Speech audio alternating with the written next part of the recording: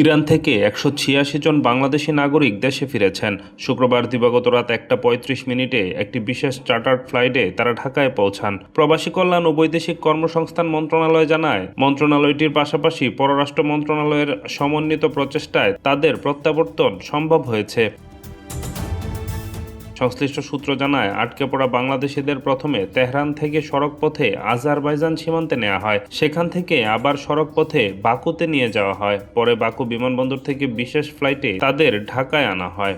এ সময় ঢাকার হযরত শাহজালাল আন্তর্জাতিক বিমানবন্দরে ইরান ফেরতদের অভ্যর্থনা জানান পররাষ্ট্র প্রতিমন্ত্রী শামা ওবায়েদ ইসলাম, প্রবাসী কল্যাণ মন্ত্রণালয়ের প্রতিমন্ত্রী নুরুল হক, প্রধানমন্ত্রীর পররাষ্ট্র বিষয়ক উপদেষ্টা হুমায়ুন কবির, প্রবাসী কল্যাণ মন্ত্রণালয়ের সিনিয়র সচিব নিয়ামত উল্লাহ ভূঁইয়া এবং পররাষ্ট্র সচিব আসাদ আলম সিয়াম।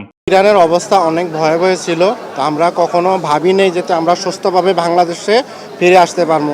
অনেক ভয় ছিলাম, ইনশাল্লাহ ভয়মুক্ত হলাম।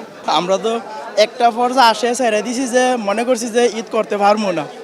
আলহামদুলিল্লাহ যে আসছি, এটাই বড় কথা। এইটা সবার ভাগ্যে জোটে কিনা জানি না, মানে দুইটা ঈদ আমরা আজকে পালন করলাম। সকাল হইলে ঈদ, ওটার জন্য অনেক হ্যাপি যে ঈদের দিনটা অন্তত দেশে আসতে পারলাম।